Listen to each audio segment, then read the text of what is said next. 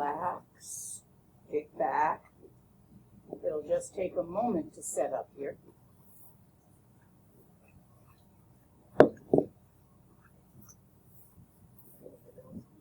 No, this one's fine.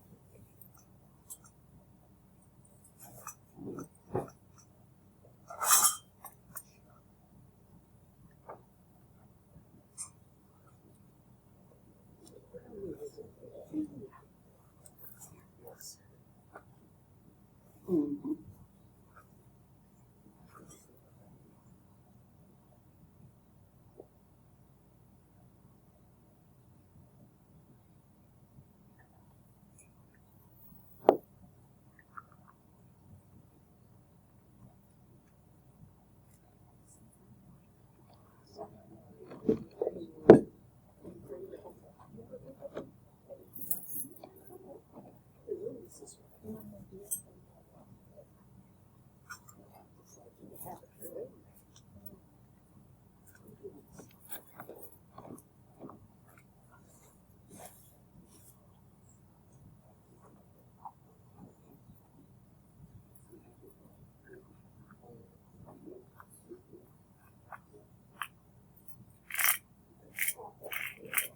Magic stuff.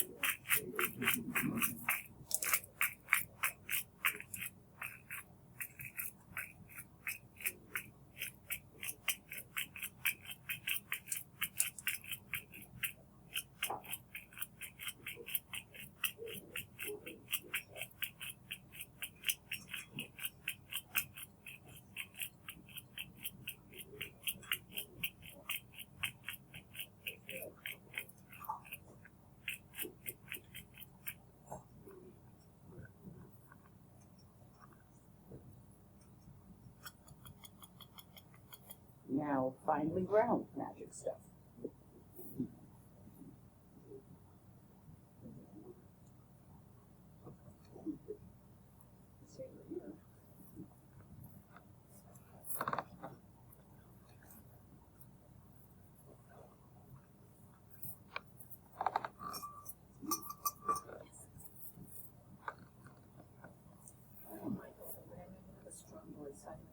Well, let's see. Can you in the back hear me okay?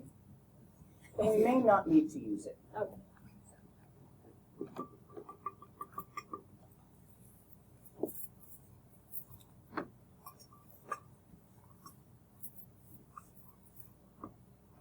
Finely ground magic stuff in Bunka.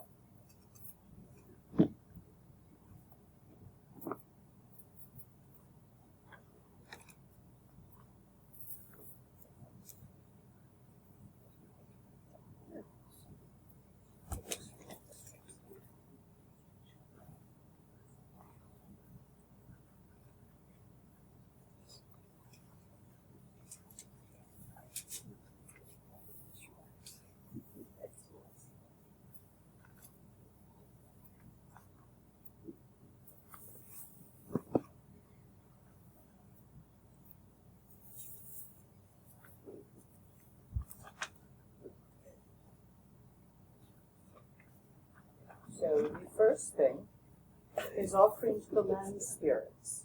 Would you and one other person of this place, yourself, be kind enough when I signal you to take these two plates out in opposite directions and toss the contents up in the air to the land spirits?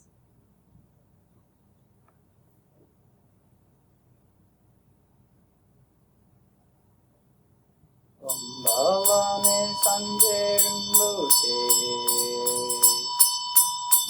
Balame Santo Rimboche Balame Gedun Rimboche Yamne Kunja Kumra Chopavo.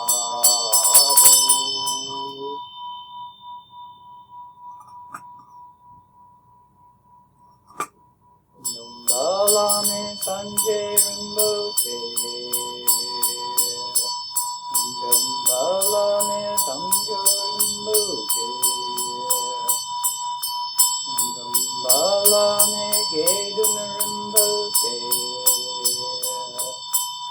Shabne Kunja Kunjasumla Chopabu.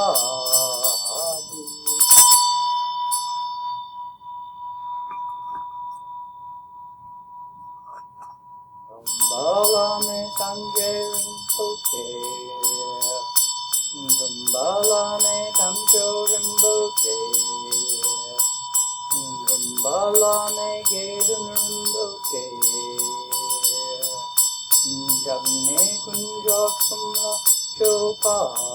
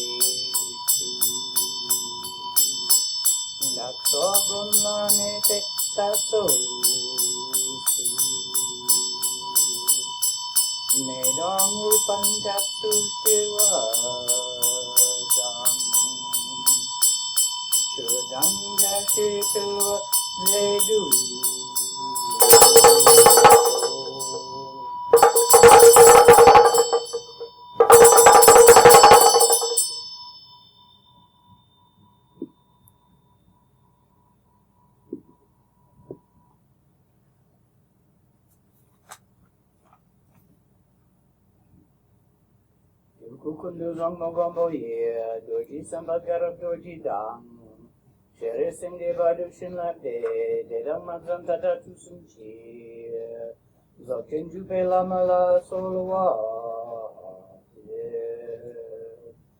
Gindama Junela Solwa, Doji Chang Chichalo Narudang, Marpa Mila Gompo Tsatsapa. Napupadang Palden Drupaso, Kagulama Namla Solwa, Alkondu Jangdam Yerme Pa, Gangara Durji Jintrapa, Jetidang Nisume Pai, Palamanam Chitente.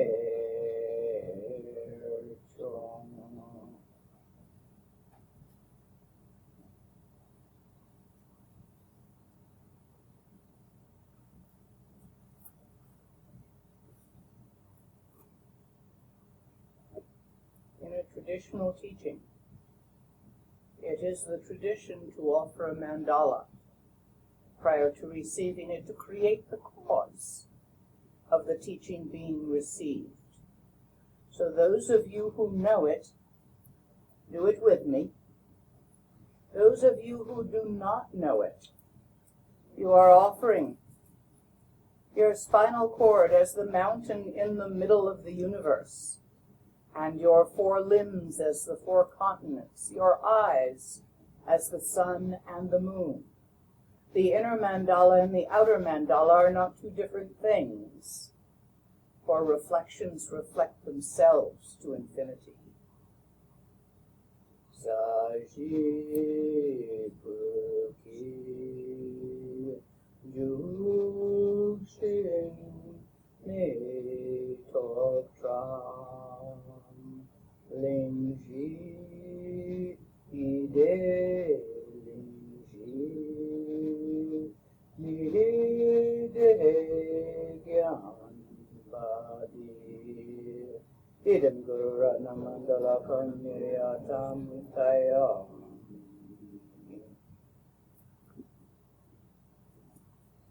The text that I have been asked for tonight is the Three Words That Hit the Heart by Garabdurji. This is the basic text of Dzogchen, in Tibetan called Siksumnedeb. Garabdurji himself was born to a nun who, upon finding herself giving birth to a child, thought that that was a bit peculiar and would be looked down upon. So she abandoned him. She abandoned him in a field of flowers. But she couldn't do it. She just couldn't quite leave him there. So after a few days, she came back and looked. And he was there, just fine, perfectly happy. Doesn't say whether he was wet or not, but he didn't seem distressed by anything. It was just, waving his little arms, legs, wiggling away. So she took him back and raised him. And there was something about him throughout his life, both as a small baby and later, that whoever saw him liked him. That's how he got the name Garabdurji, adamantine lovableness.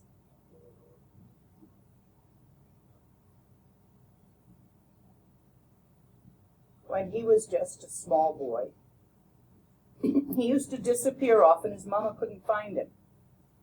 She had no idea where he'd gone. So one day she asked him, "Where are you getting off to all these times when I can't find you?" He answered, "Well, I'm going to the Pure Land of Dorji Sempa, Vajrasattva, to get teachings." Well, she didn't know what to say to that, so she just sort of left it be. But another day she said, as he continued disappearing like that, "Okay, so you're going to the Pure Land of Vajrasattva to get teachings. What have you learned there?" He said, "Well, everything Vajrasattva knows, I now know."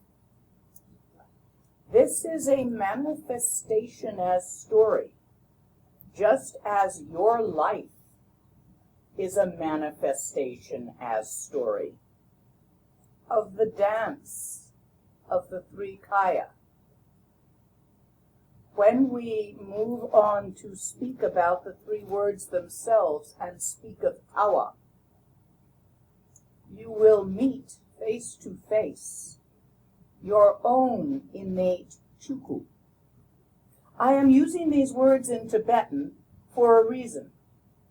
I could translate them, but they'd be kind of, sort of, but not really. I'm leaving them in Tibetan because you don't have mental formations and belief systems about them in those words. You don't know what the heck they mean. Wonderful. So when I show them to you, you'll get it straight instead of what you think it ought to be, because you don't know what I'm talking about.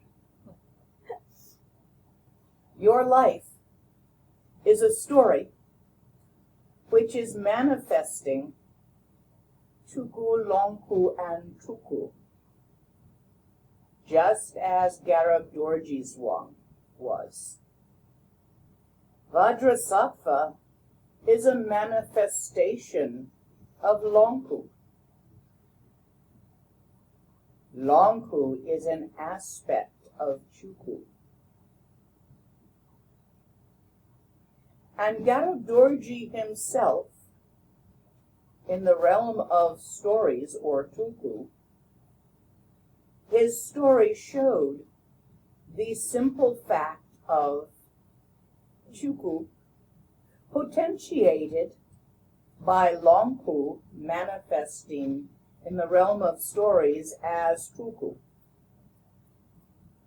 Remember this as we come back to it, and don't worry about not knowing the words. It works better without thinking what they ought to mean, ought to be. See, you've got all these ideas about enlightenment, about Buddha nature, about Buddhahood, about Buddhism.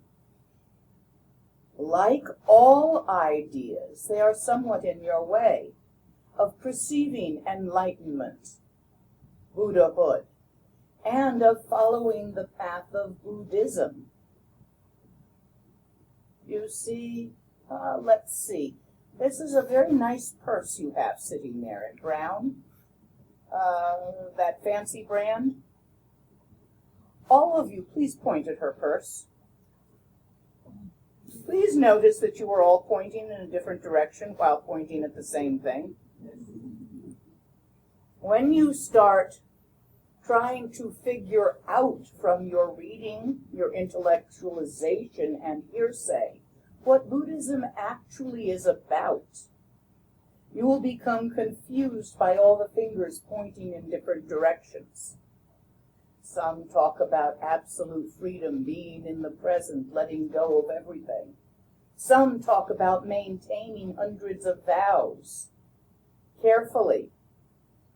Some say enlightenment is possible in this very lifetime. Some say it takes 400 lifetimes to become enlightened.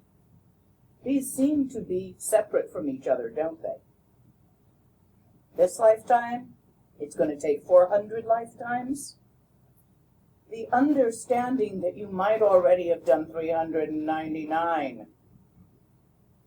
is missing when those two ideas seem to be in conflict.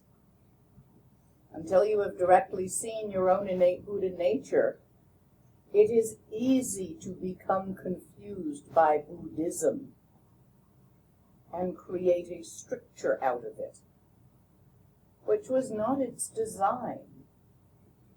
Even the many vows that are held by some in some paths have purpose in releasing you from the constant, what shall I wear, what shall I do, what shall I eat, decisions, and needing to think about the maintenance of your life. The original design of the Vinaya was freedom. Wearing rags with a begging bowl, you have no hopes or fears or worries. Try it now, here in this town, going about in rags with a begging bowl. It might not exactly serve its original purpose. Be careful of the isms and the preconceptions. This entire text is how to get loose from those. And adding more preconceptions, that preconceptions are bad and you should get rid of them, doesn't work. So Garib Dorji, shortly after this time that I've told you about, when he was just pre-adolescent, so we're guessing 10-ish, it doesn't say exactly how old, but he was still definitely a kid. He said to his mama, "Mom, would you please go to Nalanda, a great university of Buddhist studies that was nearby, and arrange for me to debate with the monks there?"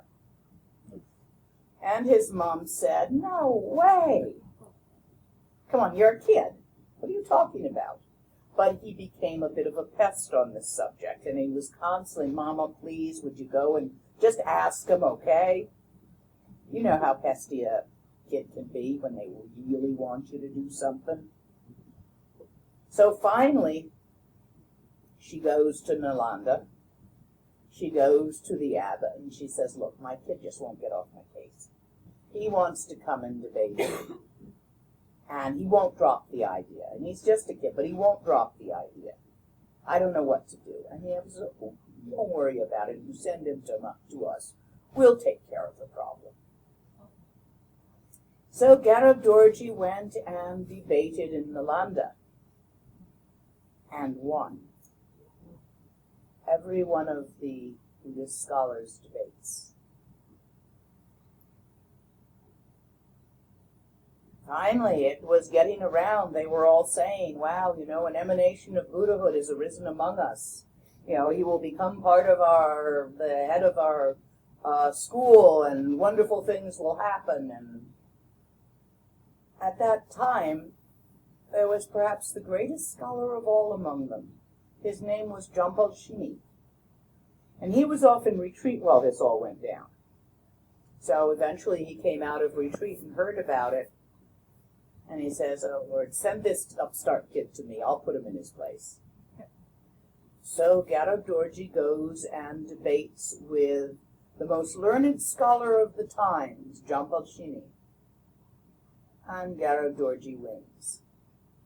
At which point, in shame for having thought of a Buddha that he was less, and having had the thoughts that he would put a full Buddha in their place, he wanted to cut out his tongue as an offering to Garab Dorji.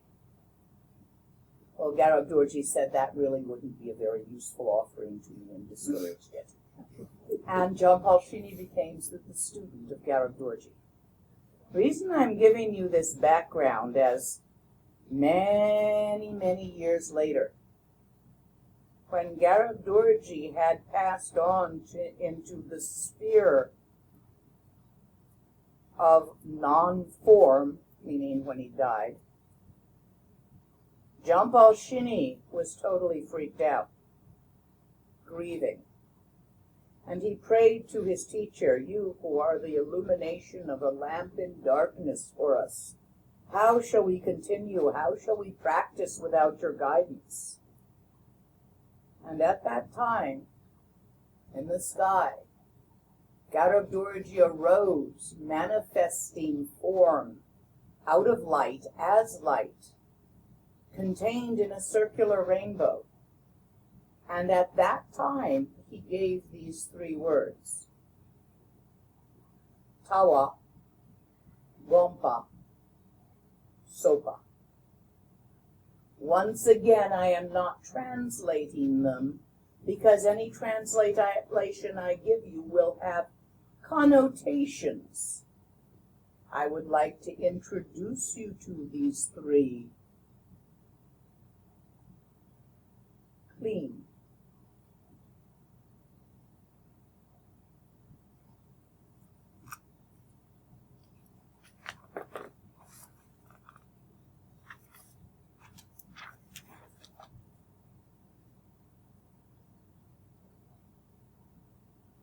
Tawa is simply to recognize your own true nature. You're not who you think you are. Notice that today, if you're in a good mood, you think you're one way, and maybe next time you're trying on bathing suits, you think you're another way. Guys, you may not have quite that experience, but you will have some others that are similar. You're not who you think you are. Who you think you are is in a constant state of change. Some days you think well of yourself. Some days you think badly of yourself. Some days you think you're an idiot. Some days you think you're wise. You're not that. That's just clothes that you're wearing for a brief moment. Tawa is to recognize your true nature, the first word of Garab Dorji, to actually perceive it clearly, yourself, not to understand it, not to be told about it. You see it for yourself. There's no going back after that.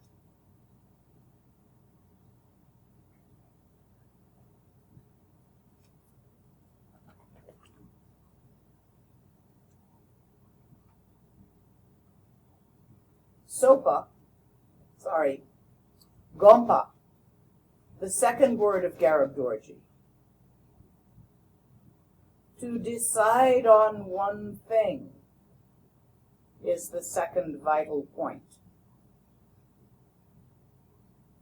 That one thing being your own true nature, to decide on it, to dwell on it, to return to it again and again, to decide with your intent, to regard your own true nature again and again. We're going back to Chuku Lonku Truku. Heart chakra is considered the chakra of mind. Chuku, to recognize your own true nature. Lonku, your aliveness, your creativity, your intent, your ability to think, decides on a single point. That is the practice, Gompa.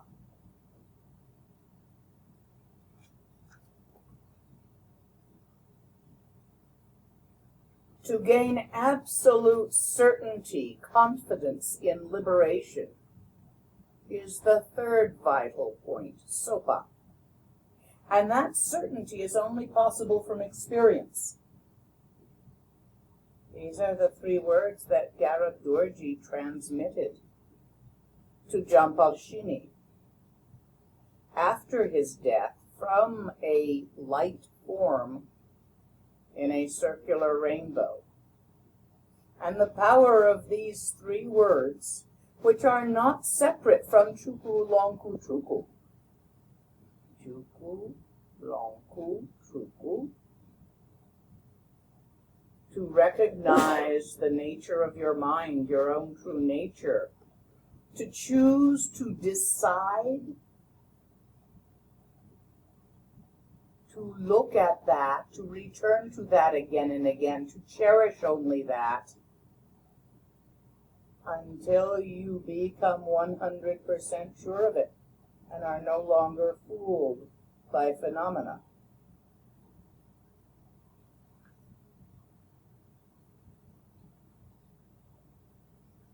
Contained herein, in this text, is both a commentary and an original text. I am going to predominantly give you the original text, with those parts of the commentary that might be useful to you. Again, the original text begins with Guru Yoga. And it does this by associating the names of gurus of the lineage with Chuku Lonku Truku, with Tawa Gompa Sopa. You still don't get to know what those are. You never get to know what those are. Whatever you think those are is in your way. Put it down. Tawa is Longchen Rabjam. Means infinite, vast expanse. Gompa is Penseoser. Means light rays of knowledge and love.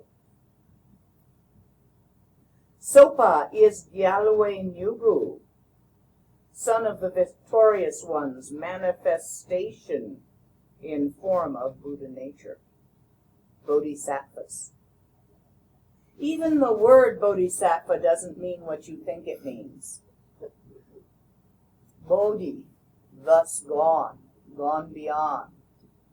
Sattva, consciousness, one who has. The word compassion that we most often associate with bodhisattva, Buddha consciousness, bodhisattva, one who has gone beyond, consciousness gone beyond, is a really funny word in English. It's kind of Christian. It's kind of like, oh, you poor thing, I am so much better than you that I ought to have compassion for you. That is so far from what is meant by ninji in Tibetan. Ninji is great-heartedness. It has the element of love, of something that tugs at your heartstrings. It has the element of heroism. The way a mother would throw herself in front of a car to save her newborn.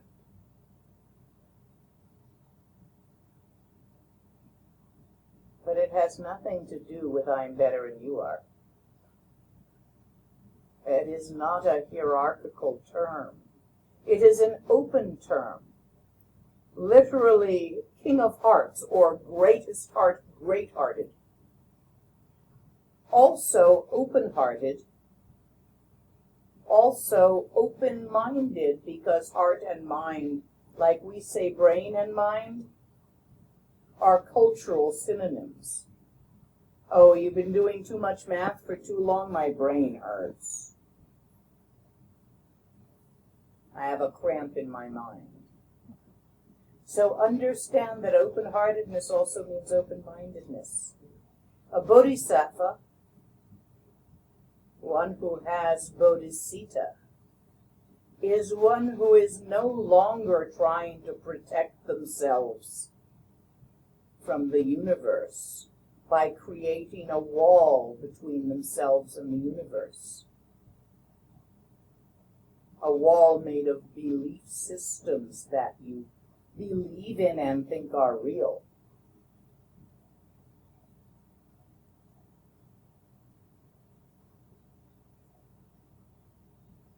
Since all teachers are the embodied essence of all precious ones, homage to the teacher.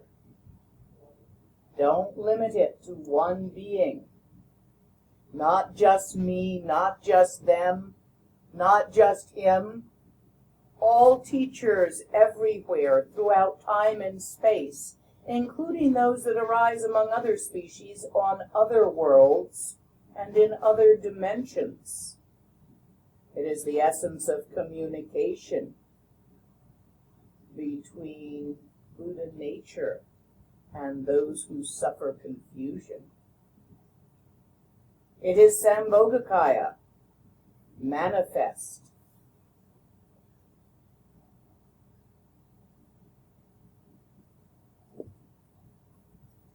Since the root and lineage teachers are inseparable from your own mind, understanding of Tawa, Gompa, and Sopa is included in there, right in there.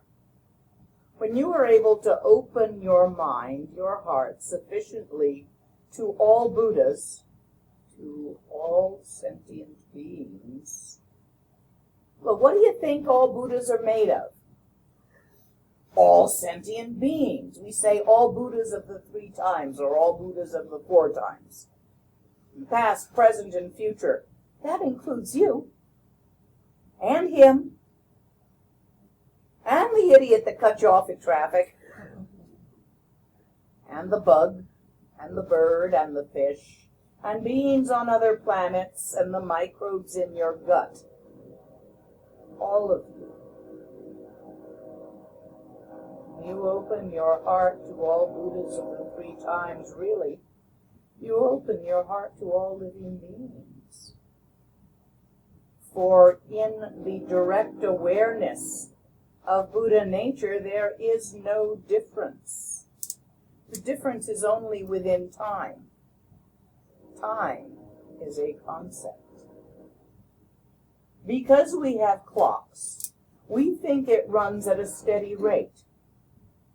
Moment by second, by minute, by hour. However,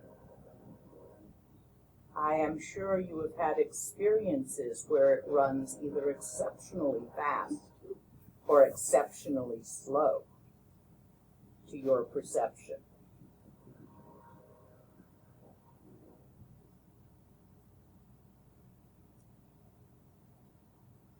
Tawa, Gompa, Sopa is not separate from Chuku, Longku, Tuku, from all teachers of the 4 times, from the 3 kaya, the 3 jewels. Within the great expanse of Buddha nature, and you all do know that you have Buddha nature, right? Someone has mentioned that previously.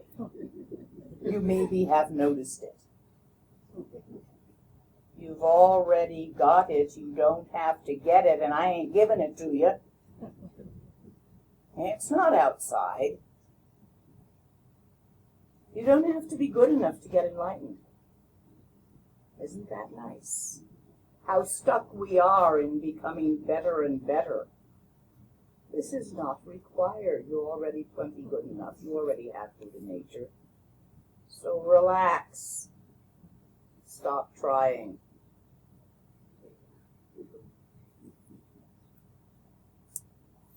Within space, free from fabrications. Fabrications are belief systems. Fabrications is what you think it is, not what it is.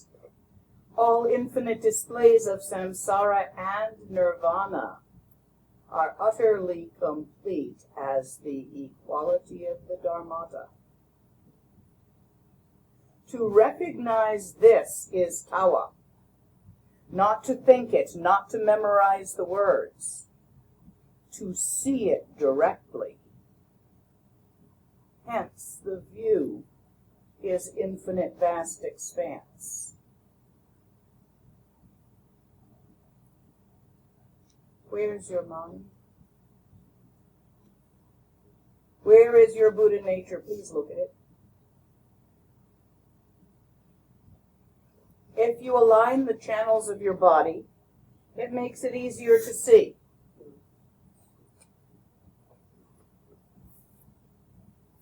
Once you've seen it, you can see it from any position. However, if you sit a lot with your channels out of alignment, there are side effects. You get mood disorders. Slumping makes depression. Leaning back makes hyperactivity. Twisting to the side tends to cause peculiar ideation.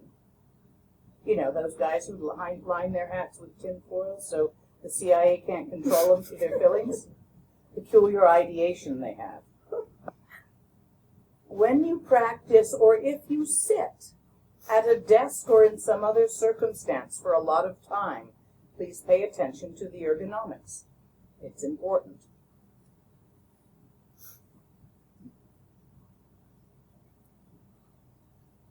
Right now you are thinking and you are understanding. Put it down, please. It is not useful.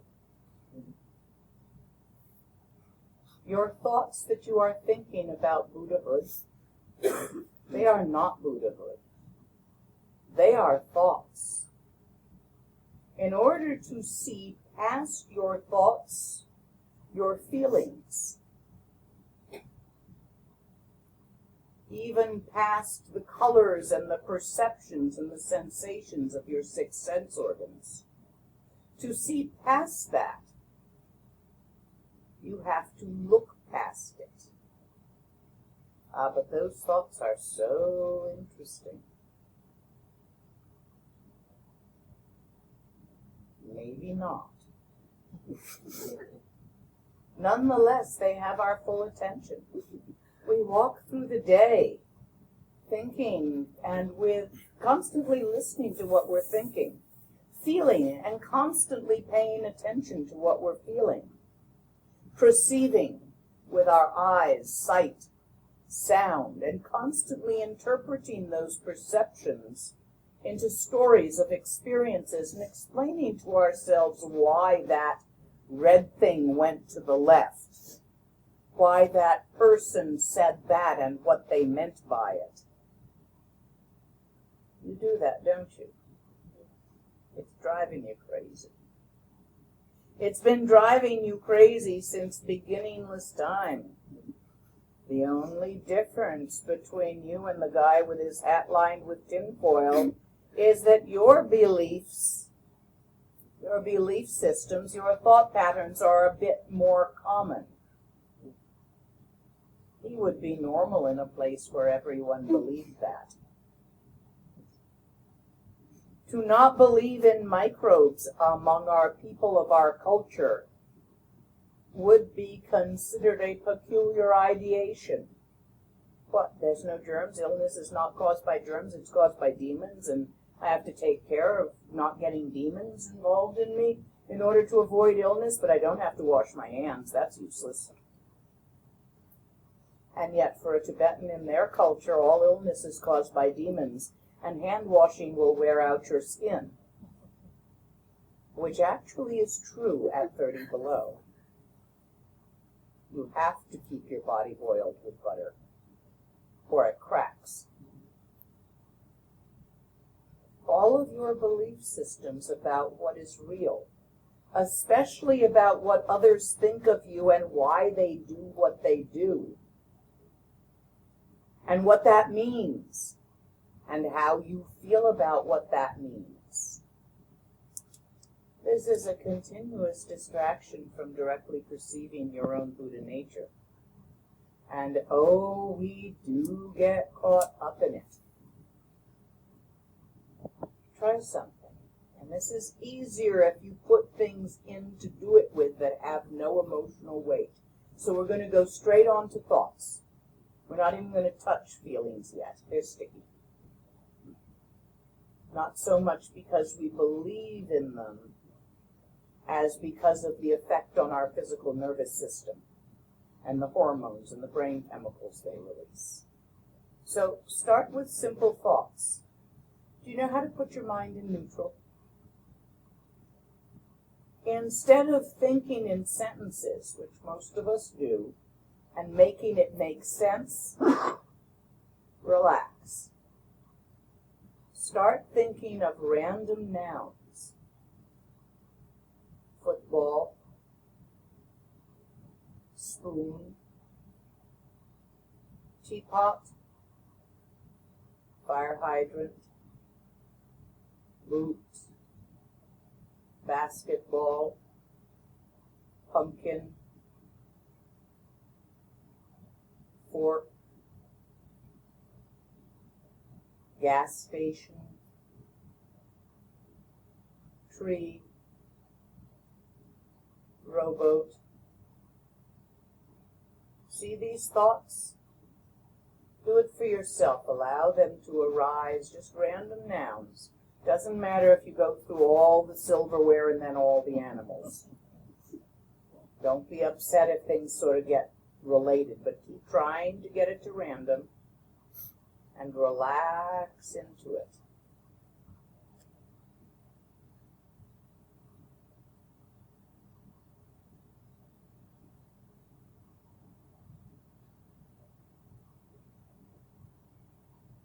As the pictures arise and vanish and a new one arises, as the thoughts arise and vanish and a new one arises, try to look between them.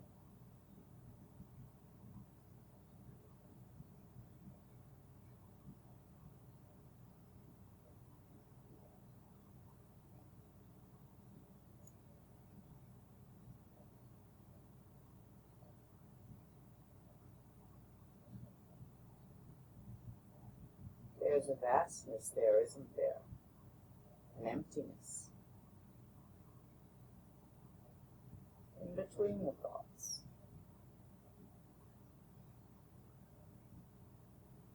Make a picture of a car.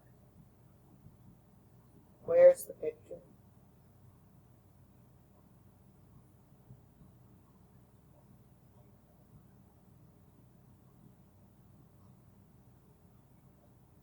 Shift your attention from the random thoughts arising, from what you're thinking, to where you're thinking. Mind itself.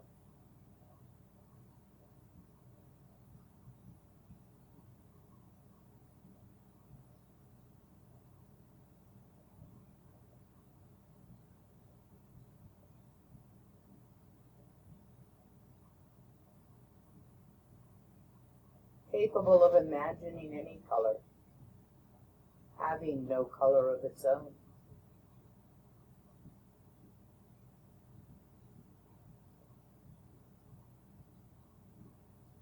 Capable of imagining any size of object, from a grain of sand to a galaxy and beyond,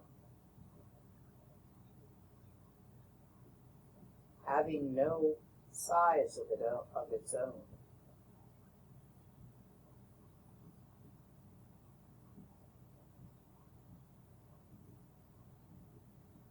Capable of imagining any place, having no place of its own.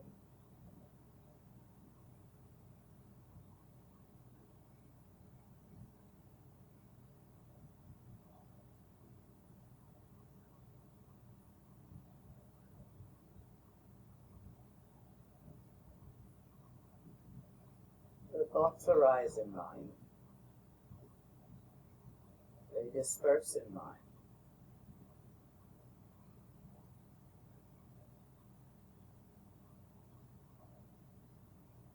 Think of a red object.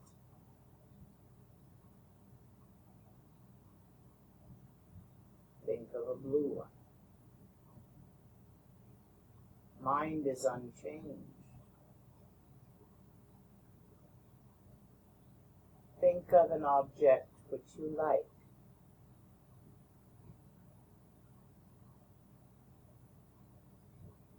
Think of an object which you do not like.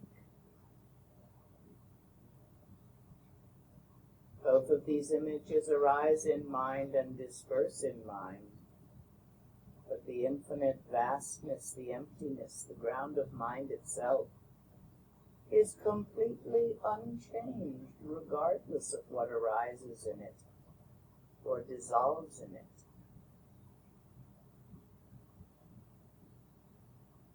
Watch.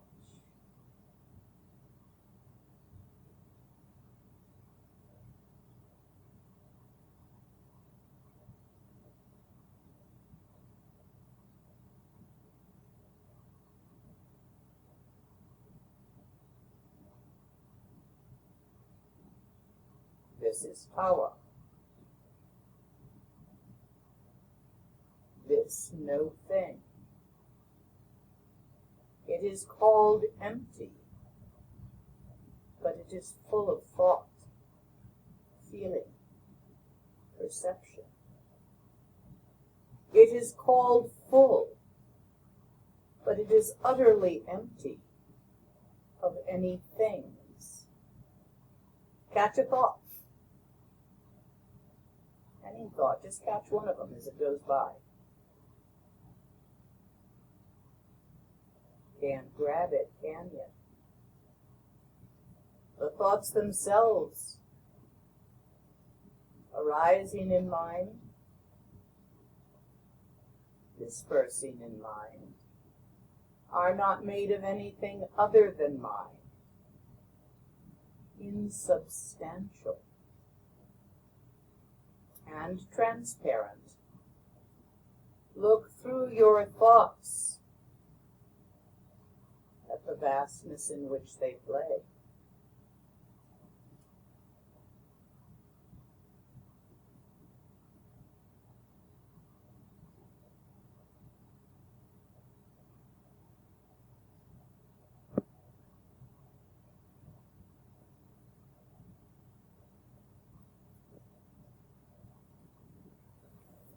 Everything you know is made of thought.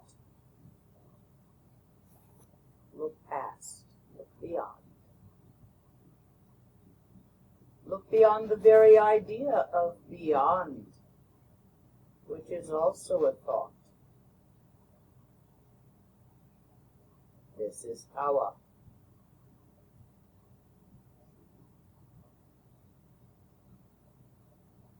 The teacher of the lineage, Longchen Rabjam, whose name means infinite vast expanse, is the teacher associated with this. But infinite vast expanse are ideas that arise in mind and disperse in mind. Even this, look past, look beyond. Beyond the beyond.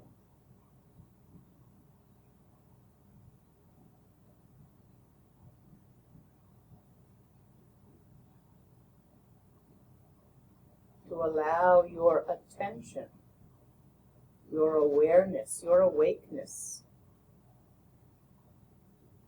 to relaxedly settle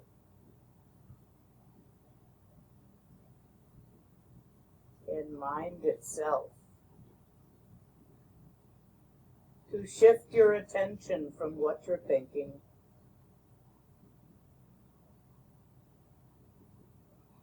to the chuku in which those thoughts dance, to place attention on this. Chuku is called tawa, this unknowable, unspeakable, mind itself in its infinite emptiness, where no thing dances with no thing in nowhere. This is called chuku. And to place your attention, your awareness in chuku rather than in what you're thinking is called tawa. Chuku simply is, it doesn't come and go. Tawa is a shift of attention and therefore does come and go. But what you perceive, tawa, is always available for you.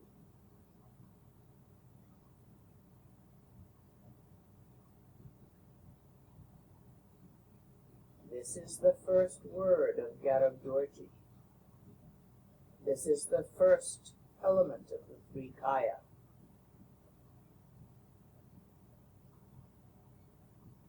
It's always been there. Your mind, the thinker, has never been limited by its thoughts. Your mind, the thinker, is never limited by its thoughts. Your mind, the thinker, the beer,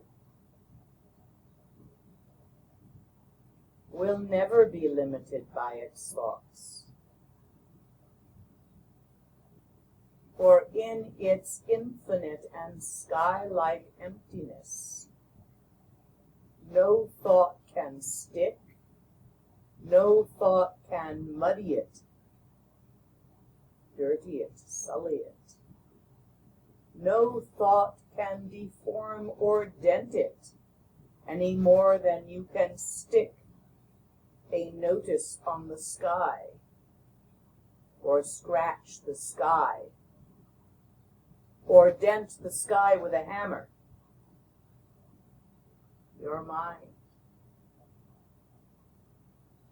as it has always been, is chuku.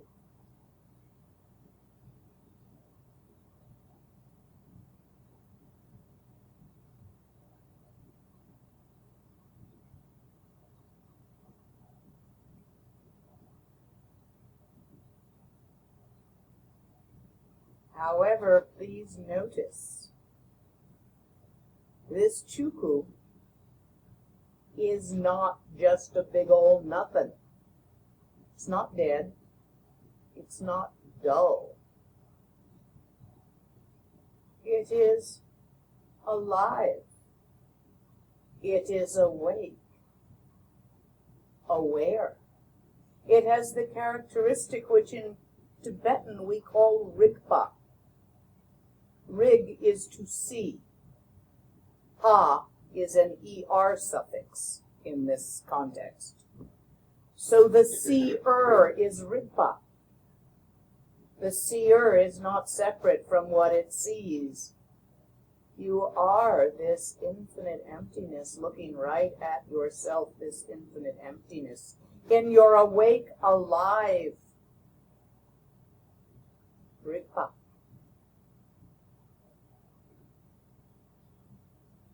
And because this infinite vastness, the nature of mind itself, your own innate Buddha nature, Chuku, has nothing in it to close it off. It is without boundaries. It is without center, without periphery. Without anything to close it, it is utterly open. Ninji. Great-hearted open-heartedness.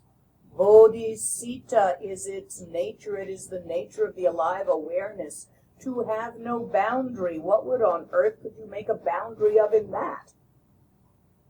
If you wanted to build a fence around that chuku to protect it, of what?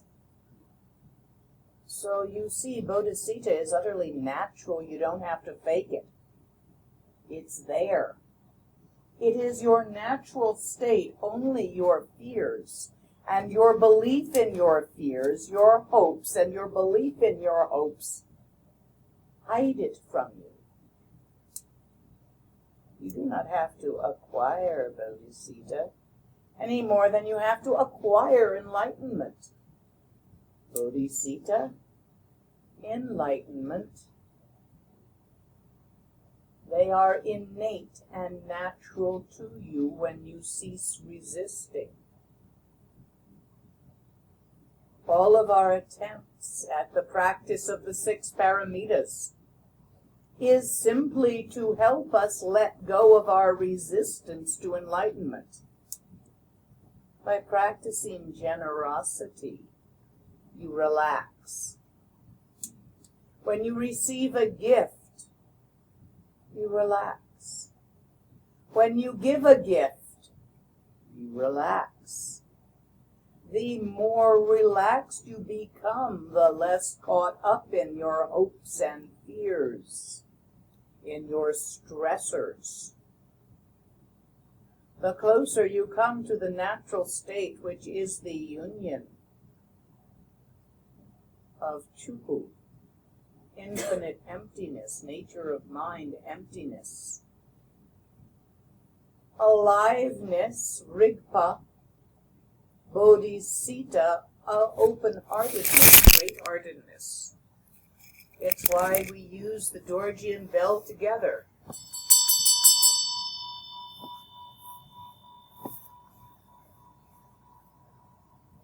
Bodhisattva,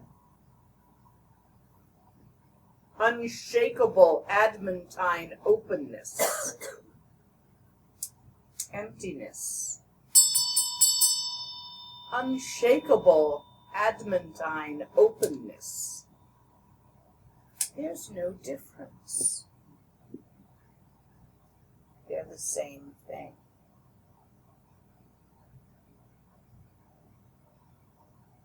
Endowed with tawa,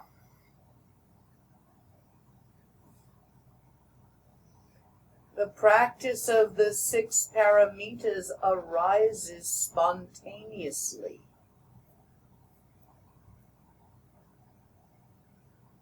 When there is no hope and fear to protect. One is inherently generous without being stupid about it. For instance, if generously you give the 15-year-old a large and powerful motorcycle because he wants it, that might not be a good idea considering which 15-year-old and considering hormones. If you don't give it by thought, or you do give it by thought, I should or I shouldn't, you're caught up in your little bitty hopes and fears. You hope he doesn't get killed. Maybe you hope he does get himself in a crash that doesn't kill him but brings him to his senses. You're having all these thoughts going on about whether or not you should give the 15-year-old or let him borrow your motorcycle. Pause. Return your attention to tawa. Again and again, while your hopes and fears unravel. All of the 6 paramitas, generosity, morality, patience, perseverance, meditation, and wisdom, are approached with thought and with understanding and with lectures and with explanations. But that's only method. Their real meaning is to be transcended. Transcending generosity, there is no division between self and other. Transcending morality, there is only open-heartedness. Transcending patience, there is no time to run out of patience in. Transcending perseverance, there is no reason to stop practicing. Transcending meditation, there is neither meditation nor non-meditation. Transcending wisdom, there is no one there to be wise.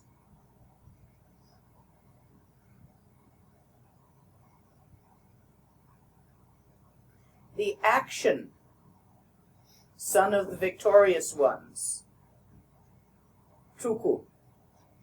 What you saw when you looked at mine, beyond the thoughts, between the thoughts.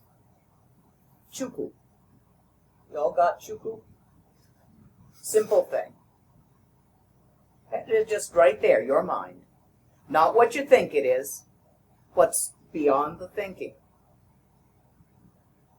Longku. The aliveness of that, the awareness of that. It's awake, it's aware, it's not big dead old nothing, it's not a doorknob.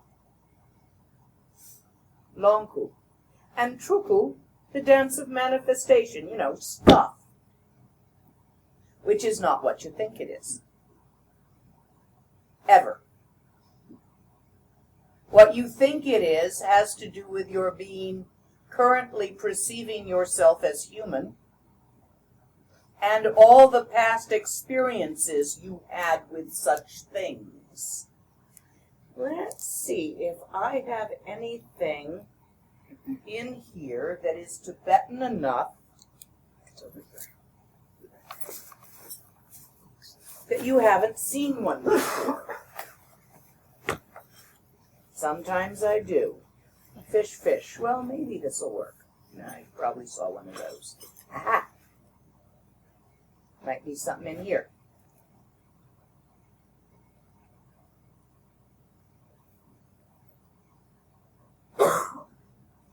What's that?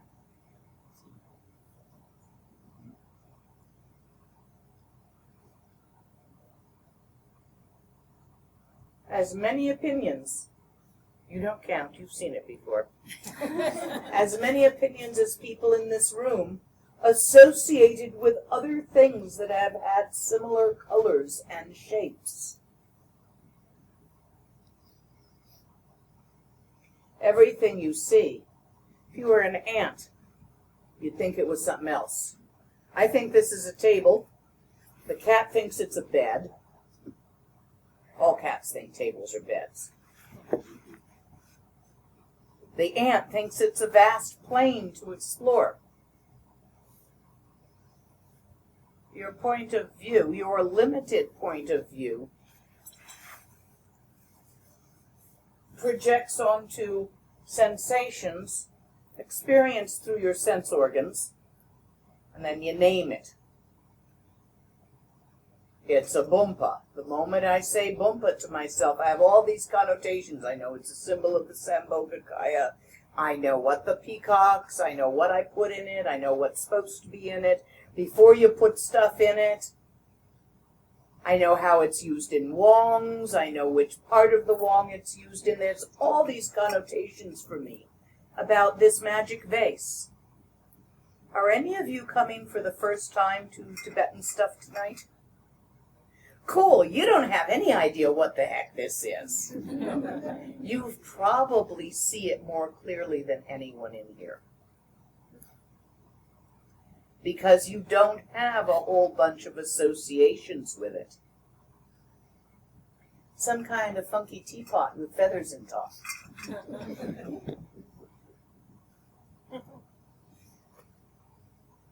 Our mind does that. It spins our realities.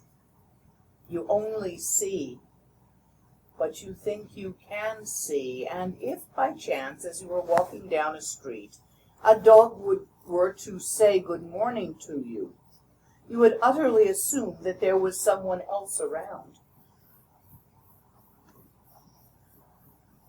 You would. Very few of us are comfortable with dogs saying good morning. You look around for the ventriloquist. Who's having me on? Yeah, minds are tricky. For one who practices in this way, the practice of getting past mental formations and projections, of shifting your attention to the ground of mind itself, there is no doubt about enlightenment in one lifetime. It's actually easy. And every one of you in here is capable of it. You wouldn't be here if you weren't. You would have had a flat tire. Dzogchen is self-secret. This text is self-secret. I never try to put criteria on who comes. Wander in, come. If you got here, if the idea to come occurred to you personally, for whatever reason, even if it's because your girlfriend dragged you here, nonetheless, you have the karma to be here. If you are here, you could not get into this room. You would have gotten lost. Somebody would have invited you to a cool movie. Someone you haven't seen for years would have turned up from out of town. Something else would have occurred to distract you if you weren't to be here. I know some teachers insist that you complete a nundro before giving this. I figure if you got into this room at this time, in some life, relatively recently, you finished your nundro and it counts.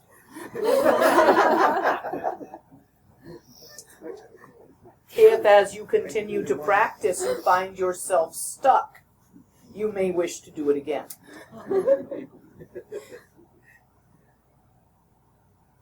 Is this making sense so far? Are there any questions so far? Yes. I have a question about Long Tin Raja. Is that the same as Long Tenpa? Or is that a different person? I think that's different. I think it might. I'm not sure. Okay. So I will have to look that up. Okay, thank you.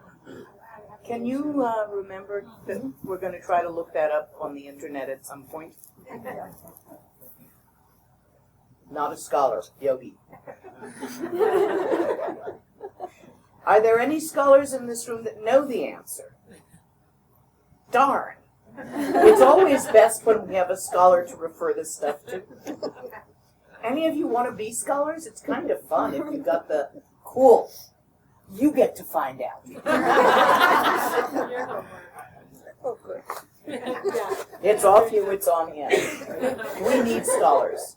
It's a path, this path of a Buddhist scholar and a Tibetan scholar that is beautiful, delightful, incredibly enjoyable. It does not have to be instead of meditation.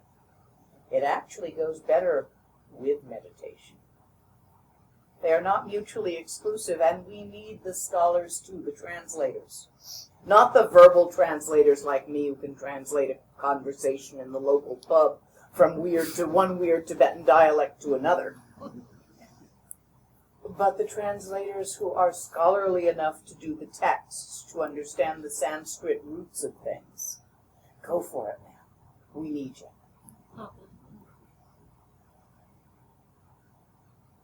Any other questions on the practice? We're going to go in and out of questions as we go along, because this is a practice text, a yogi's text. It's not so much a scholarly text, although scholars also practice it.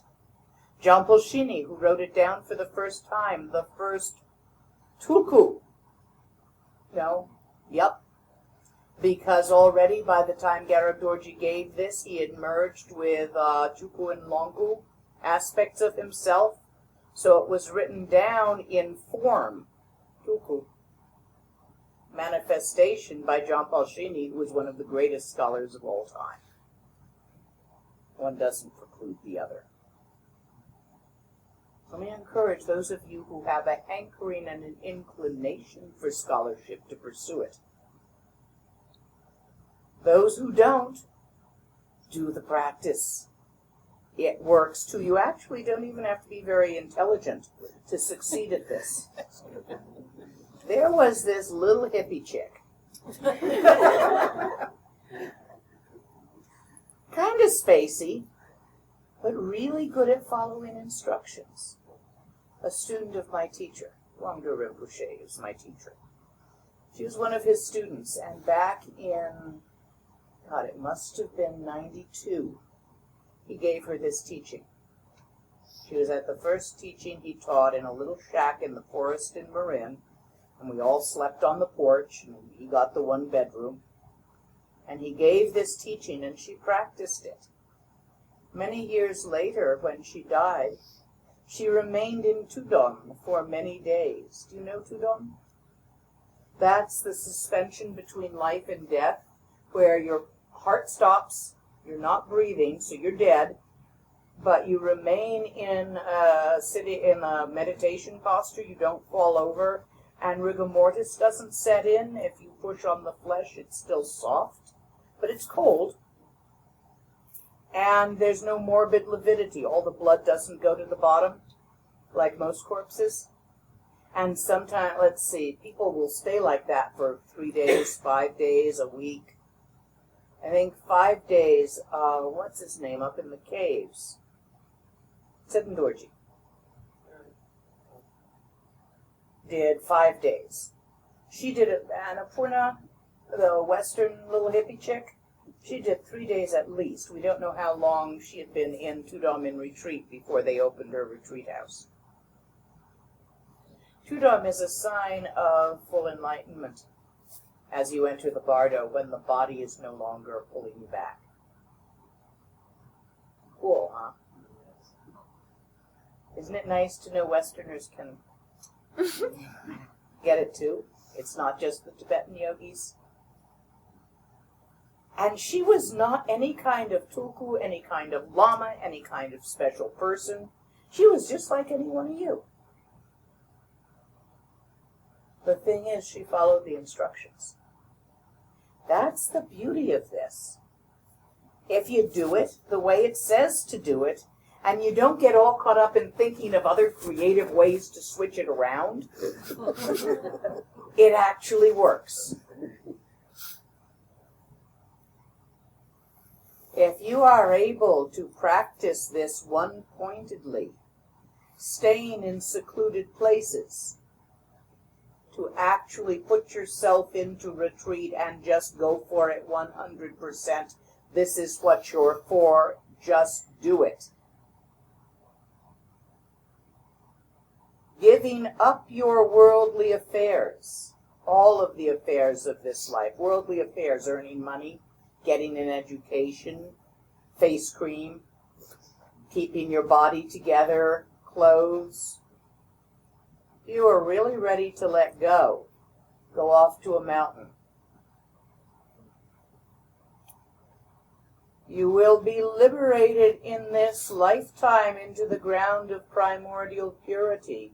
You will recognize your own innate perfection, expansiveness, vastness, nature of mind, Buddha nature.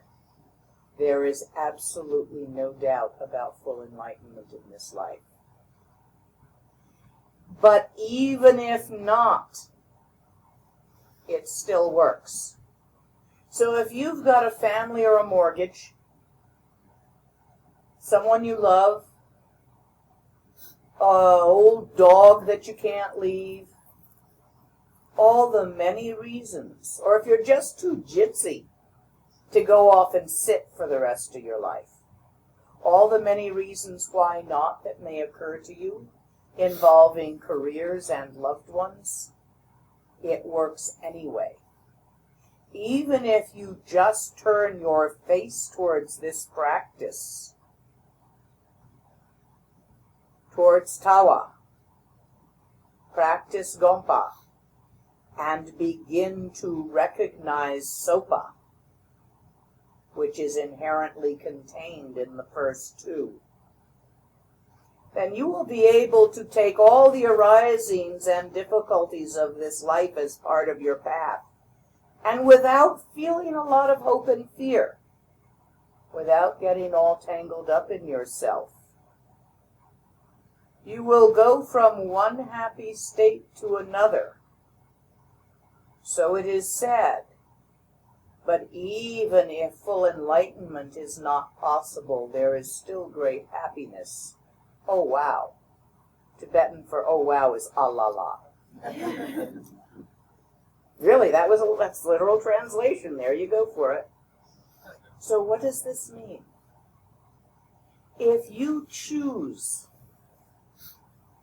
to return your attention to Tawa again and again, it gets easier. It doesn't mean that you become perfect. It doesn't mean that you no longer get upset. It doesn't mean you have pristine peace of mind. It means that you slowly and over time develop the certainty in nature of mind that allows you to free yourself even from crap. Because we all got crap.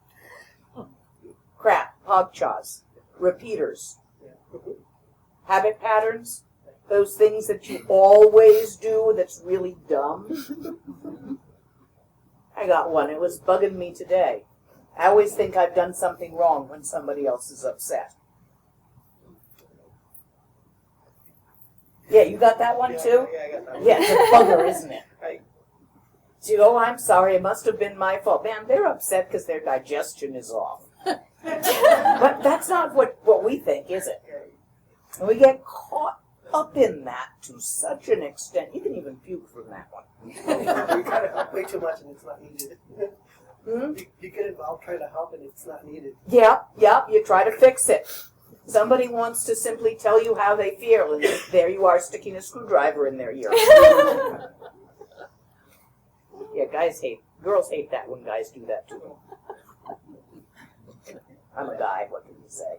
I'm always trying to stick a screwdriver in somebody's ear so they'll feel better. But that's because I don't like their feeling bad. It doesn't taste good to me. It is irritating to me. I don't want to fix it because I want, for their sake. They might be perfectly happy rolling in that feeling bad. You ever get into a really good feeling bad that you didn't want to give up? Like a pity party? Yeah, we do that. So someone's having a nice pity party and you're trying to cheer them up. That's no good. I mean, that's not what they want. And there you are with a screwdriver. I'm going to adjust you so you're happy so I feel better. We are amazingly creative at the stuff we get us into. And each one of us has a few favorites. And they're different. My favorite may not be your favorite, or it might. But we've all got them. Those in Tibetan are called abcha. I translate that as repeaters. Because they repeat. They come back again. Even though you know damn well they don't work, you still do them. This, over time, slowly unravels them. Well, you still get overtired and it gets you. But you don't stay stuck for days usually.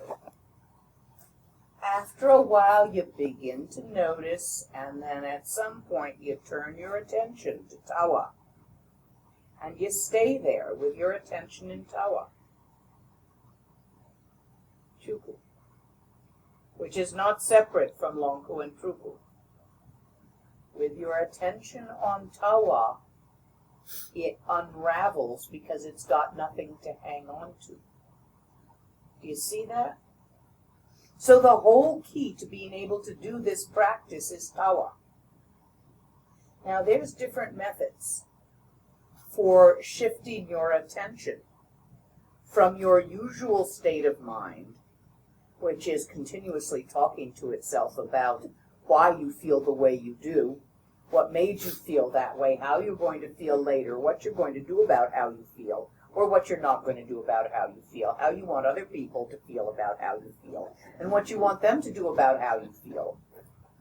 And all of this is bouncing off the input that is apparently coming from outside because you're interacting with people. Of course, you're not hearing what they're saying. You're hearing what you're afraid they're saying or what you hope they're saying. That's our norm. I can't be the only one that has that as a norm. Okay, we want to shift our attention out of that. Because what maintains that is the way we feed it. We feed it with our attention. We take our rigpa. Rigpa is that which looks out from behind your eyes, the seer. And we look at that with blinders on. We look at what we're thinking, what we're feeling, how we feel about what we're thinking, what we think about how we're feeling, and all the other input from others about that, which we bounce off of, and then how we feel about what we think they're feeling, and how we feel about what we think they're thinking, and what we think of what we think they're feeling. So real narrow focus. It's also exhausting. It's just a habit. In Mahamudra, we break the habit with Shine. In Mahāti, which is the Sanskrit word for Dzogchen, we simply go straight for the meeting of Tawa, Gompa, and Sopa. I need to say that another way. I'm getting blank looks. In Mahamudra, we antidote our obsession with phenomena, and I'm defining phenomena for this conversation as inner and outer phenomena. Inner phenomena being thoughts and feelings, and outer phenomena being stuff, perceptions. I mean, the only way you even know about stuff is because you either hear it or you see it or you taste it. So perceptions and stuff can't be separated. When you shift your attention to Tawa, when you shift your Rigpa, your seer, the seer, from all that stuff, that phenomena, to the mind itself, like gazing into your own eyes, like a mirror reflecting only a mirror, it relaxes the patterns.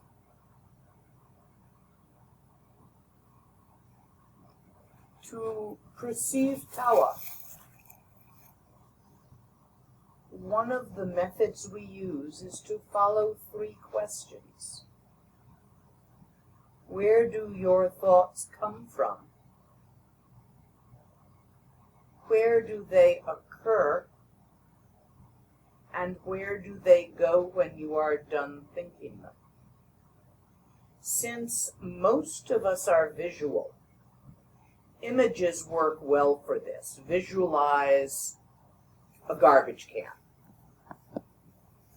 Where's the picture? Some of you, however, are audio learners, not visual. So visualize the sound of birds singing. Where there's the sound.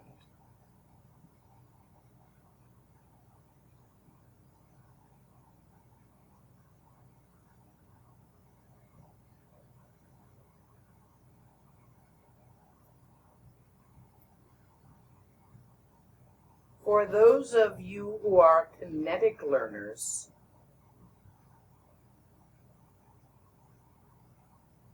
visualize a length of silk velvet. Play with it, run it through your hands, wipe it on your face, dance with it, and try to see where those feelings are occurring.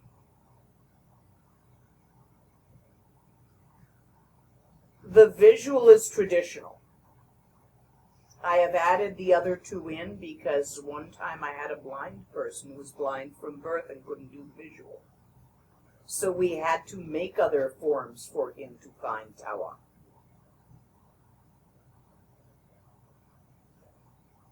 The most traditional is to arise images and look for where they are.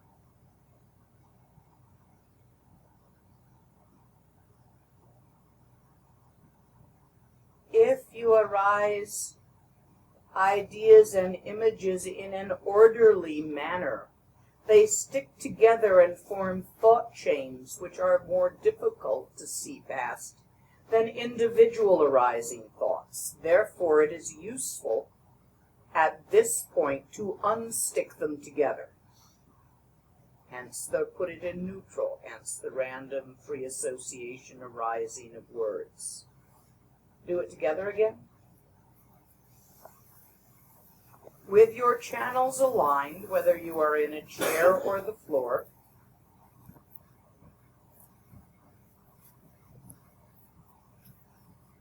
visualize the following while trying to perceive where the pictures are. Teapot. Purple.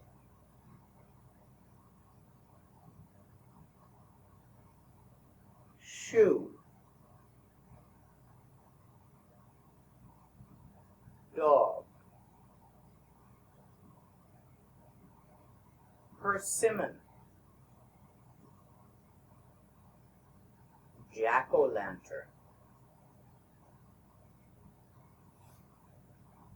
Summertime.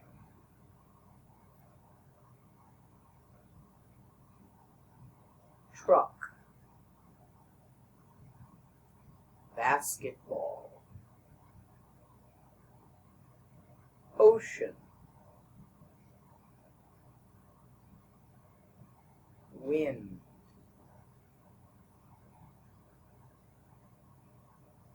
Starfish.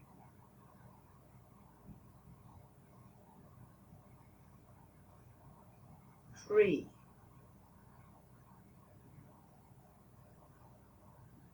Wastebasket. Planet.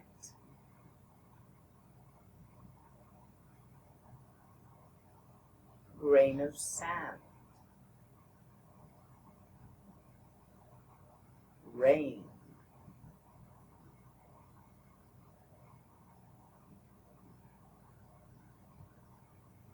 Galaxy.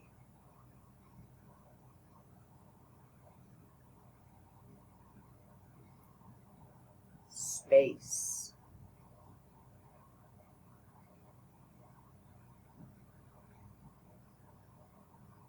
Rocket ship.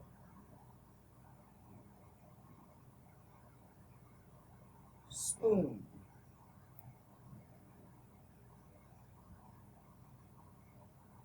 Dishes. Bottle. Cow. Smoke.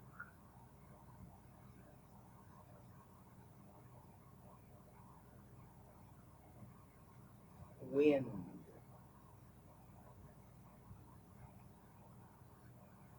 Umbrella. Pebble. all of these pictures arising. Where?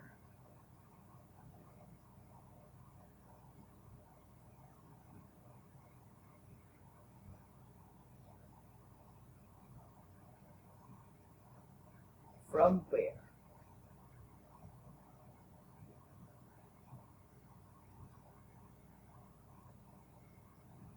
I will hold up an object which will impact your visual and audio senses. The idea, the name of the object. Does it come from the object?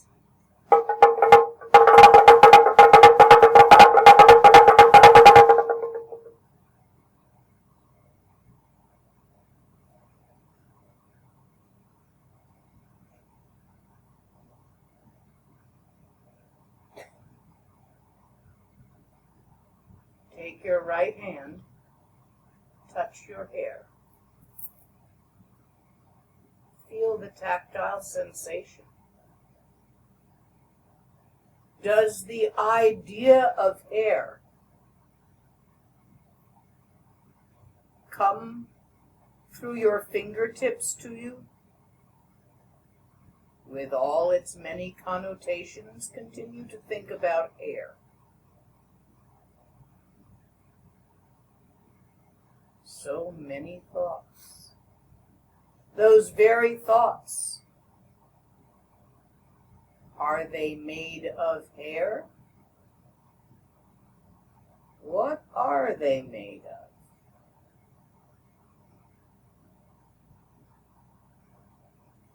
Feel them to see.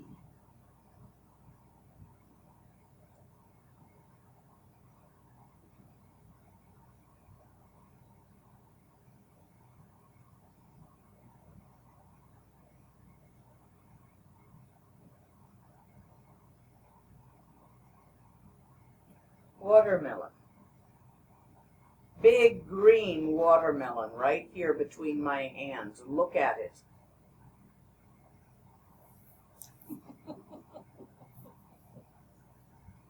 Transparent, isn't it? You don't actually have to look between your thoughts. You can look right through them. They are transparent.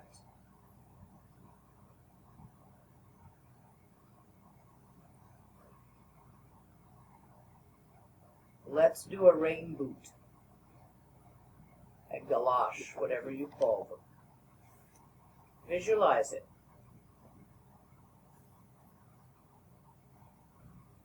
Where is it?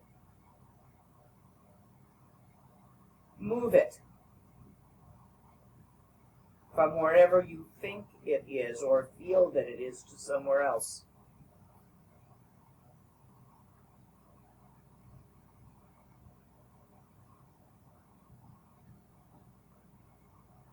Let's do something bigger. Blizzard. Snowstorm.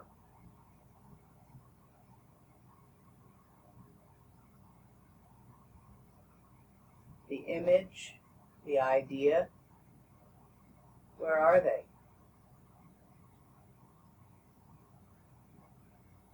The image, the idea, what are they made of?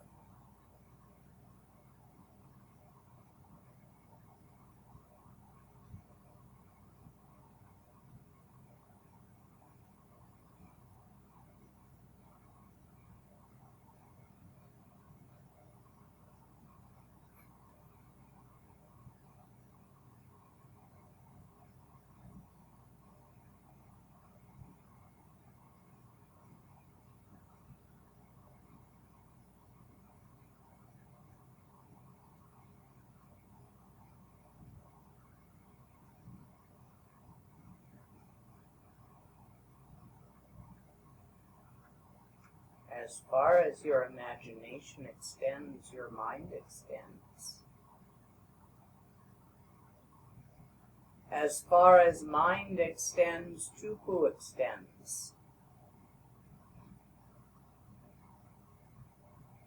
And the Rigpa, the seer, the alive, awake awareness of this is always present, always part of it.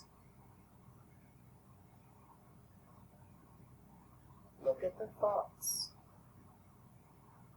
What are they made of? No thing in no thing.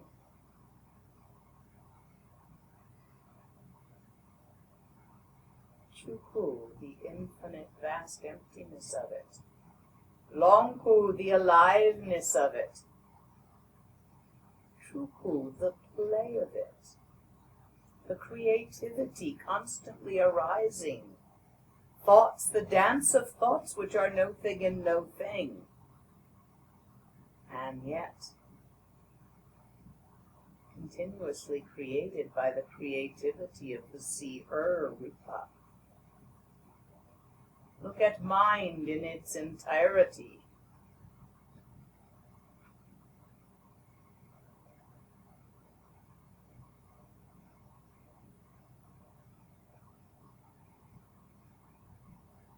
This is Tawa. Not just the emptiness, but the alive emptiness. Not just the alive emptiness, but the alive emptiness playing. Dancing with thoughts and feelings which are no thing and no thing, utterly transparent and totally empty of themselves. Look at the totality of your mind.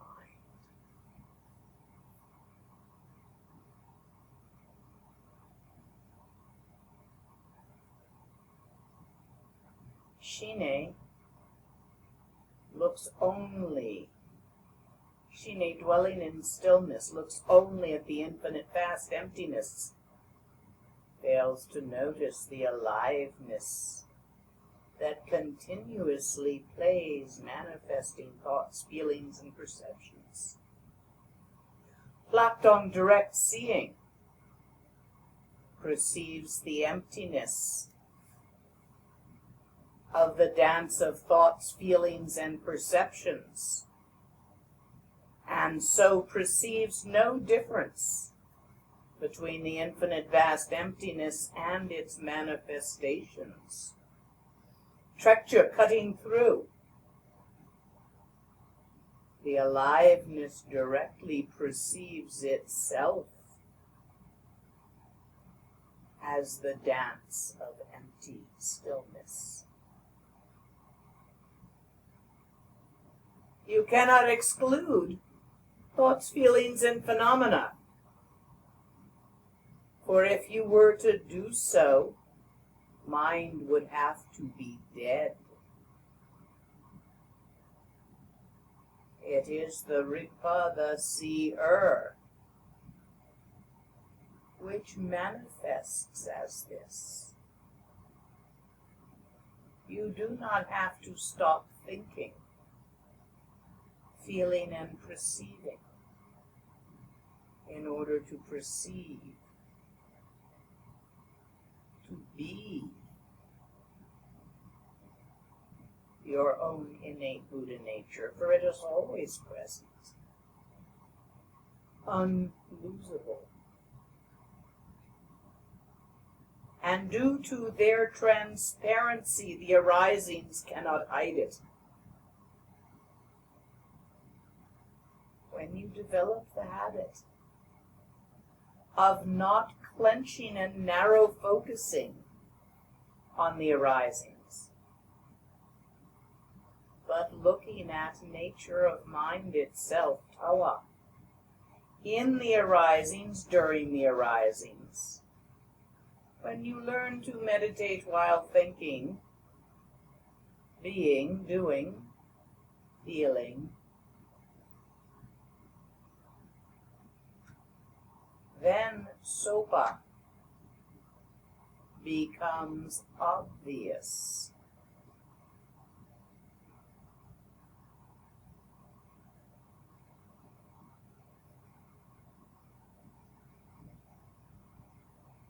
These three words, strike the heart of the matter. They hit the vital point and cut through the attachments of confusion. These 3 words, these 3 lines. To recognize your own nature. To decide on one single thing and return to it again and again. To develop utter certainty are the 3 vital points.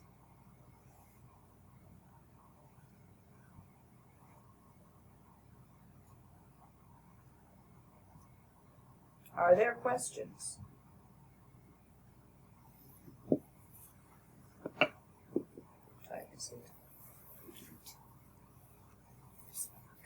What time did I start? 6-ish.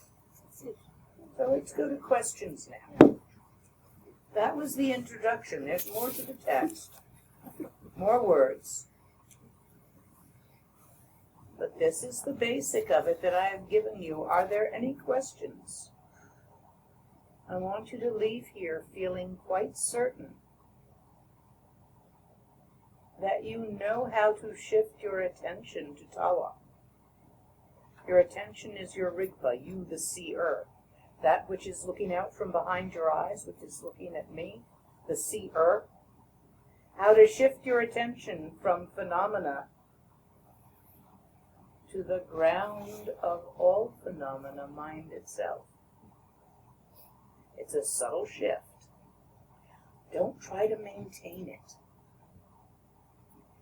It cans about as well as spinach. Anybody ever taste canned spinach?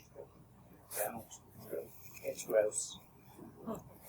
You see, if you try to maintain the view, to grab it, since it is so empty there's nothing to get a handle on, you will attach an idea to it.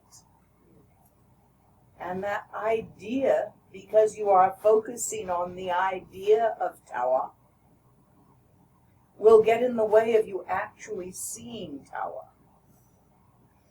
This is why this is generally not done in those marathon sitting sessions as they do in both Vipassana and Zen. Not at the beginning, not until it happens naturally. There will be times when you will naturally sit for a long time. But don't fake it or force it.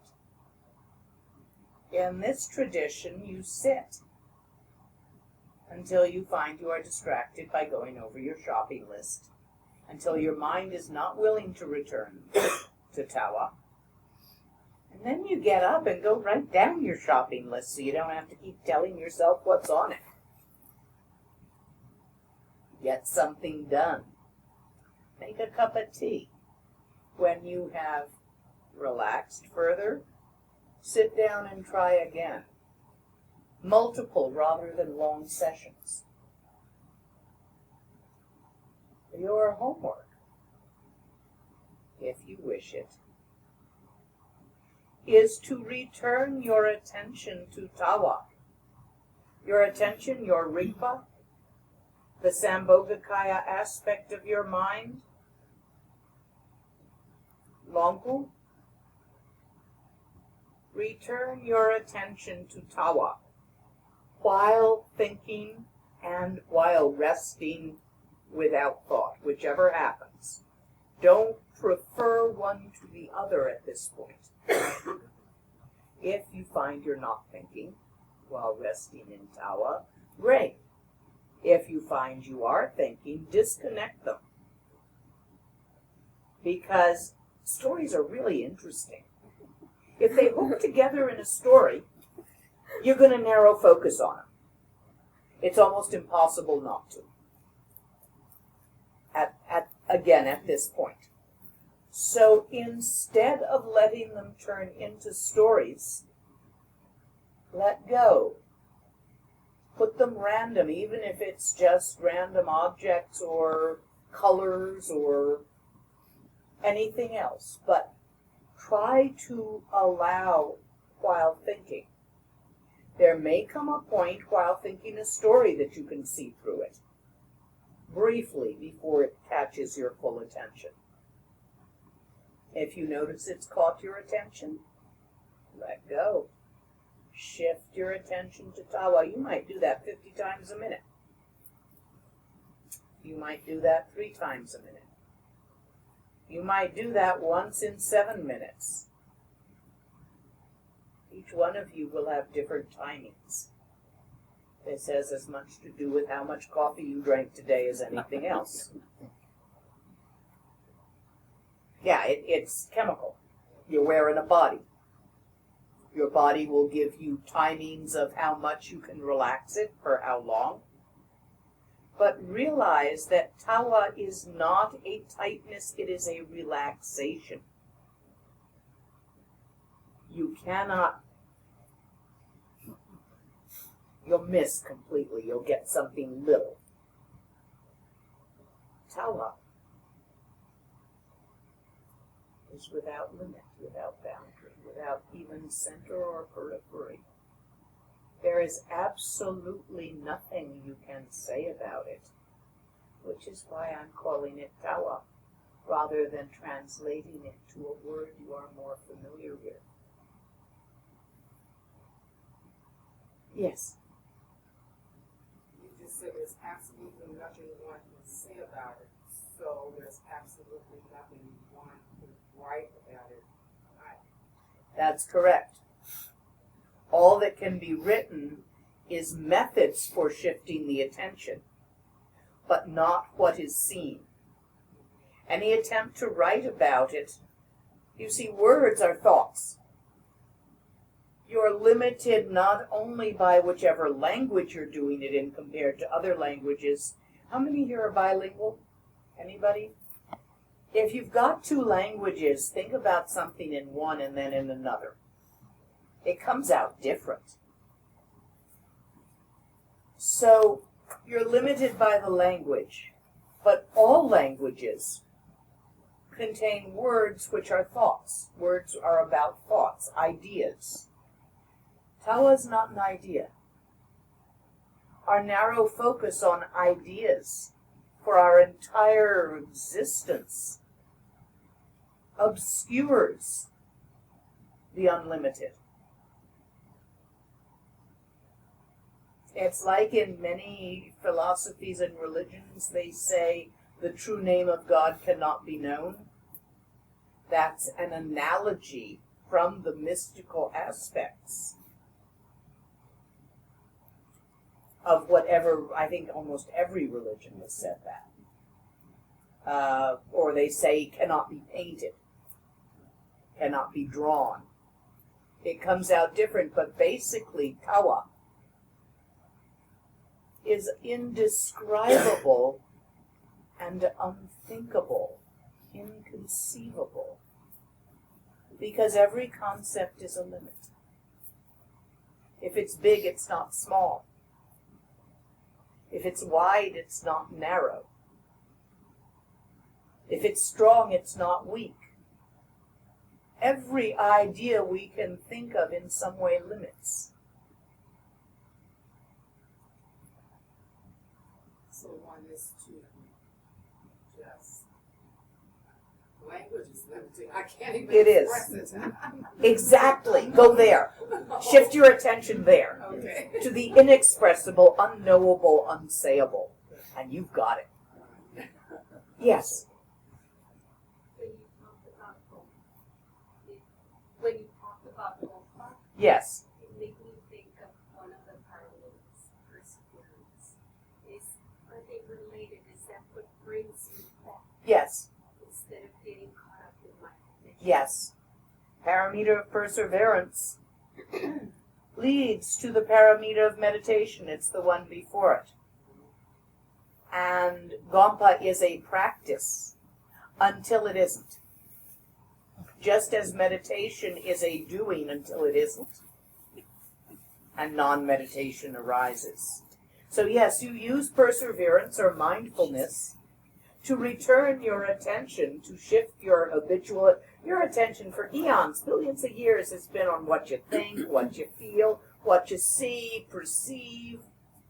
It's been on phenomena, outer and inner. So to make that shift at first is difficult, and to continuously make that shift. The habit resurfaces. It's as hard as stopping smoking at first, because you're breaking a habit. But with perseverance and mindfulness, you return your attention to tawa again and again without trying to describe it to yourself, name it to yourself, or in any other way put it in a box. Because if it fits in a box, it's not tawa, it's some idea you made up. Put it down.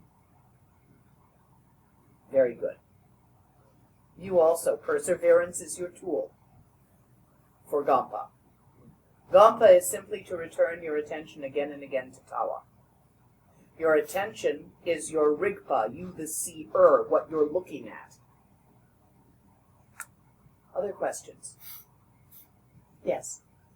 Comment or questions, I'm not sure. So the gompa, when people say they go to the gompa, feel the gompa, is that the same term they use? Same root, yes. Not quite the Same meaning. the same term where you see the suffix pa. Boy, does it do a lot of different things in the Tibetan language. First of all, Tibetan language doesn't have words. It has syllables which modify each other until they get to be a phrase.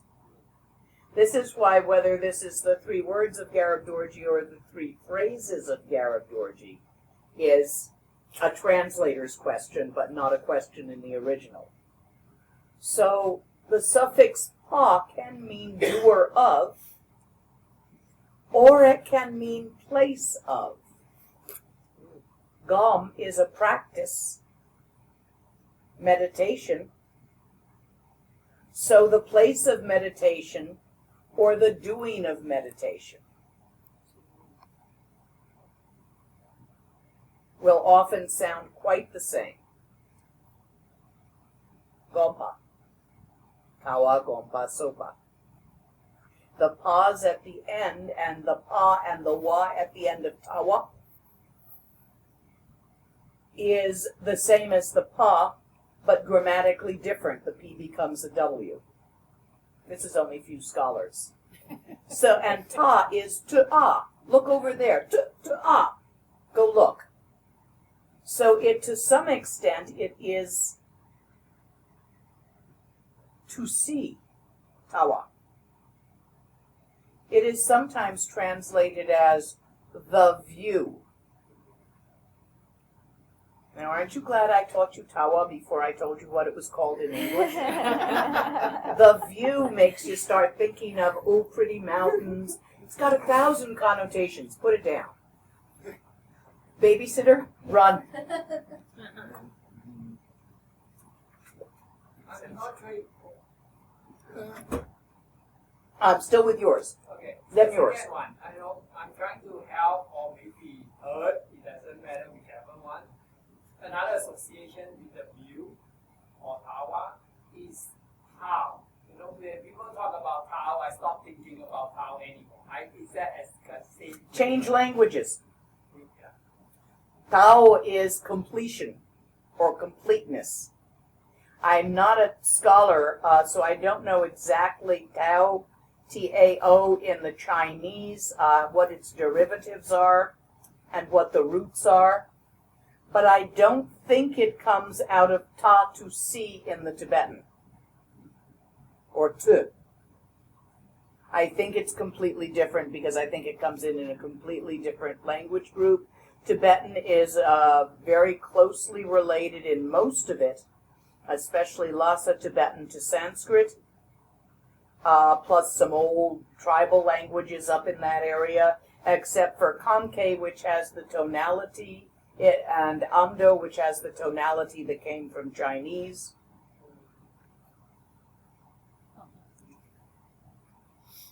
But I don't think Tao is related. To obtain more information, do I look up the keywords or do you recommend a certain text or what would the practice? Are you coming tomorrow? I will give you that tomorrow. For now, and if you're not coming tomorrow for the foreseeable future, Return your attention to tawa again and again until it becomes easy. Don't try to maintain it. Doesn't taste good canned. You'll return your attention to tawa like this. Do it with me. You'll get the better idea if we do it together. This will be brief.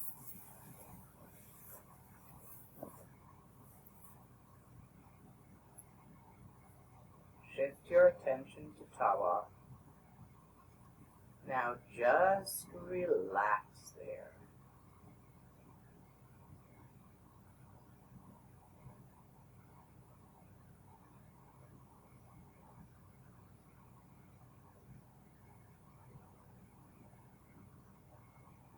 Relax as long as it's comfortable.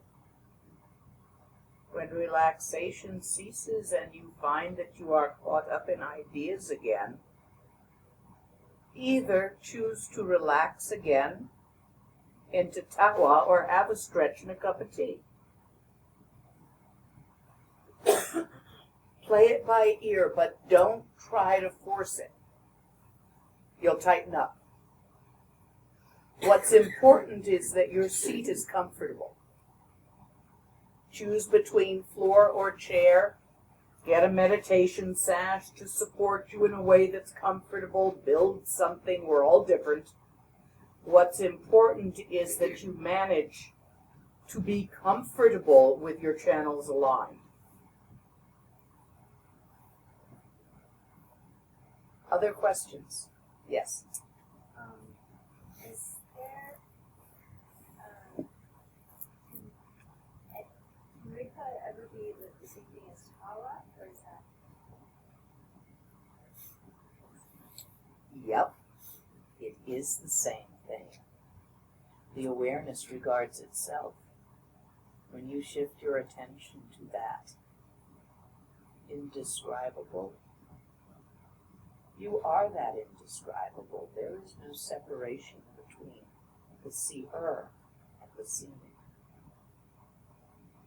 Yep. Right on. Any other questions before we break for the evening? It's your own Buddha nature, therefore it is you, the real you.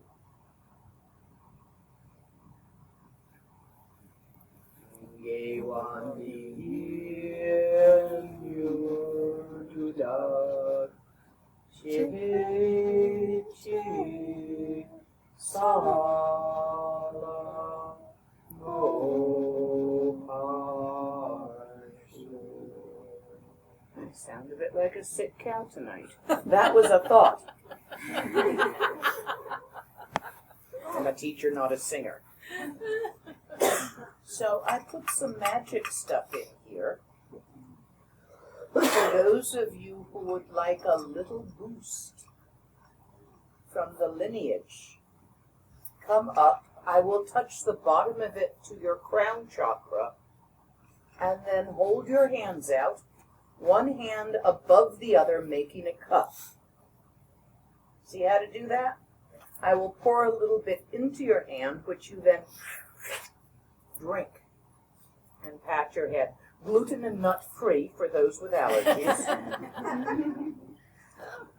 I know which country I'm in right now. Yeah, really. These are serious, so people who have allergies do need to know.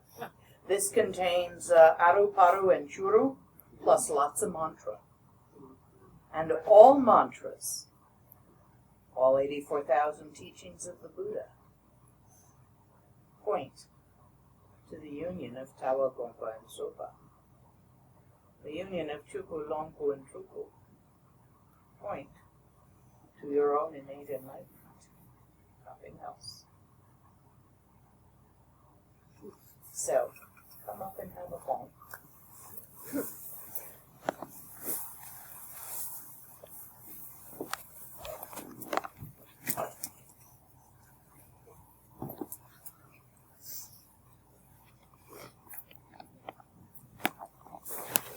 Don't be Canadian.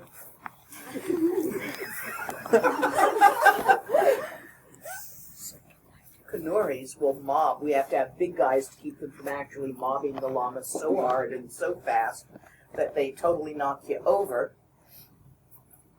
And Canadians take forever because they all look around to see whose turn it might be next to you. Get your ass up here. Come on. You guys are Texans. You're in between the two.